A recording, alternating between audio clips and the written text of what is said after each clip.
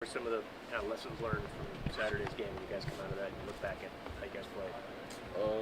I'd say one of the things that we got coming out of the game, we just need to be more together coming on the line. Just looking forward to coming back against UCF and just being more bonded. Really just get stronger every game. Even as your first time kind of playing in front of that big crowd, what was it like for you? I mean, the energy was definitely great. Really felt loved. I got that oop, and the crowd was just crazy. My ears popped and I just let out all my energy, like screaming. But just playing in front of a crowd like that is something I live for. That's why I play the game. So. And as a freshman, how important has it been throughout not just the Kansas game, but the entire season to have so many veterans to lean on and look up to? I'd say it's really important just being able to not only make mistakes and learn from them, but also like look up to them and see like what they've done. I'm able to ask them really any questions on and off the court, so I feel like it's really handy having a coach on the court basically. What's some of the main things defensively you guys have been focusing on this week to just kind of move past that last performance? I mean, it's really the same principles that we've been working on. Nothing crazy, nothing really different. I don't think so. Just probably just lock in and get it done. You mentioned some of the emotion that I know we see and fans see. We've been hearing some practices where you walk out of the tunnel and yell before taking the court. Where'd that all start? It's just something you've been doing? So I started yelling as soon as I touched the court this summer, just trying to develop a new character for myself. I see myself as a kind of a nicer guy, and on the court I can't do that. So I got to be somebody else. So I started screaming every time I touched the court just to show like I'm a monster basically, and the beast is coming out. Do you feel like that alter ego has developed throughout the season? Yeah, definitely. I feel like it's developed game by game, and just developing a confident and killer mindset is just something I've been working on. Does this alter ego have a name?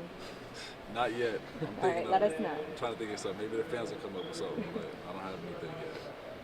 A couple weeks ago, I noticed when your sister was here in town to play, you and some of the other guys went out and went and supported her. What does that mean to just have some of your teammates be there, not only for you, but for your family members? Oh, it's big time. I asked my sister ahead of time if it was okay if I bring my teammates, because like maybe she gets nervous, but she didn't really care. But like having extended family, it's just one of the reasons why I came here to Mizzou. Just I wanted a family environment, and that just kind of shows. And what are y'all expecting out of this matchup against UCF this weekend? We're expecting a great game against a really solid opponent. So really just looking forward to playing them and get a bounce back game. How did it feel, and how has it felt so far this season?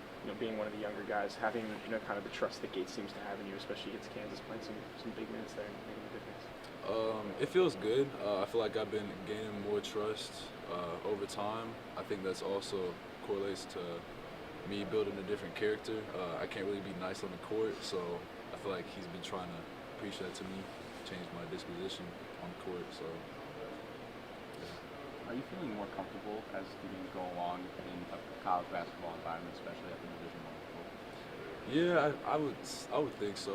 First game, like first college game, of course I'm gonna be nervous a little bit, but now it's just like I went to the KU game and I was talking to my teammates, talking about how like I wasn't really that nervous. I was just like really excited to play. So I think it's just like changing from nerves to excitement, which I like.